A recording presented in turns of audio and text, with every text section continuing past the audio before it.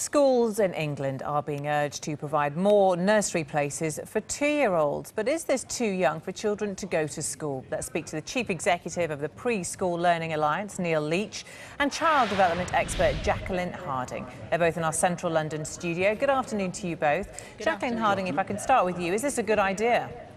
Well, I think we have to cut to the chase and look at the real debate here. And it's a debate around the needs of the child, the needs of the economy, and the role of the parent. Now, if we look at the needs of the child, the needs of a 2-year-old, they're very specific. What's a 2-year-old like?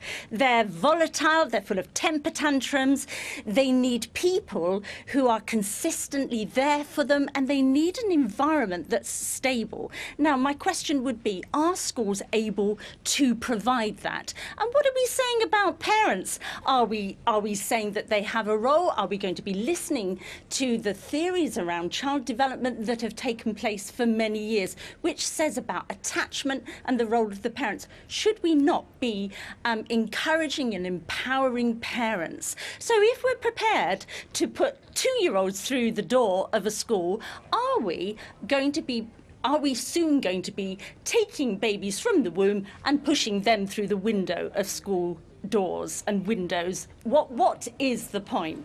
If we really look at the developmental needs of the child, are we doing the right thing? Neil Leitch, what do you think? Would we be doing the right thing by allowing 2-year-olds to be in the school environment? Not necessarily go to school, because that isn't what this is about. They're not going to be sat in a classroom behind a desk. They will be playing. It will be a nurturing environment, ideally, but they'll be within a school environment. I have to say I can hardly hear you, first of all, but the fear I have is that government have forgotten that children have a right to a childhood. And why would we want to physically put very young children into a school environment, have them spend longer and longer in a classroom? I hear lots about this is an initiative to get parents back to work. I hear it's about reducing childcare costs, and I hear it's about filling school places. But there is very, very little that talks about what is best for the child.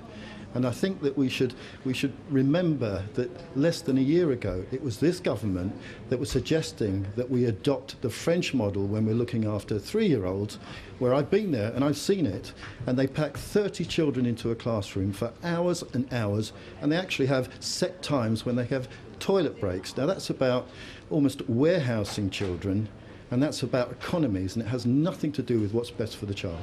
Jacqueline Harding, is Neil Leitch talking about an extreme here, one that isn't being proposed by the government? Let's face it, as I said, the government is suggesting that 2-year-olds would be in a nursery environment. They would be playing, they wouldn't be sitting there learning their ABCs. Are there any positives to this? OK, well, now, we need to put the brakes on, because we've got the EYFS and we've got the review, which has those prime areas, absolutely what 2-year-olds know and need. And so we're on a trajectory, on a journey that's very positive for 2-year-olds. We also, at Middlesex University, we have the early years teacher programme. So we're going to be having teachers who are qualified and able to deal with the needs of 2-year-olds. We just need to stop a little bit, take account of what we're doing, and really, as Neil says, absolutely in agreement, we've got to have the needs of the child first. Now, we do have research from the EPI research and the Child Millennium study that looks at children from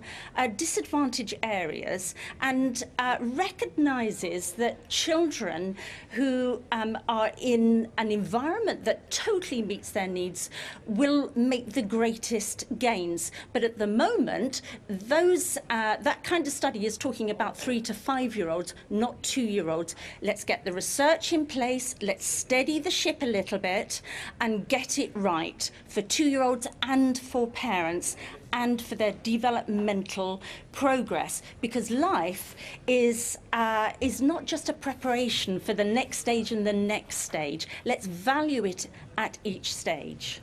Neil Leitch, the government argues that the idea behind this is to try and lessen the gap between those children from poorer backgrounds and those from richer backgrounds, which we know at the age of 5 can be as much as sort of 18 months in terms of learning. They're saying by getting 2-year-olds into the learning environment that they can then absorb what they need to. They can be within a nurturing but an environment where they can learn, they can be exposed to books and perhaps things that they aren't given the opportunity to do at home.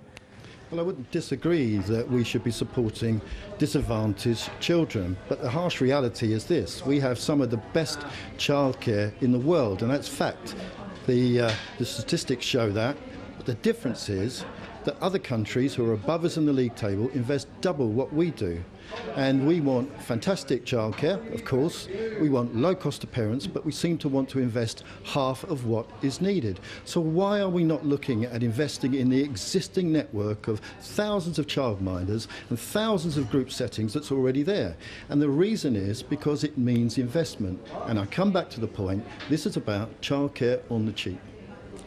If the government will put more money into this... Sorry, you wanted to come back in there, Jacqueline. Yeah, absolutely. And, you know, one of the greatest predictors of academic success is social and emotional well-being. And if we pour into children what we know is best practice, and that takes time to get everything in place. Do we really want to be changing nappies on a school floor because the environment isn't right for them? So if we're able to look after their social emotional needs, then the children of the future will do very well academically. We mustn't put the cart before the horse. OK, Jacqueline Harding and Neil Leitch, thanks very much for your time. Thank you.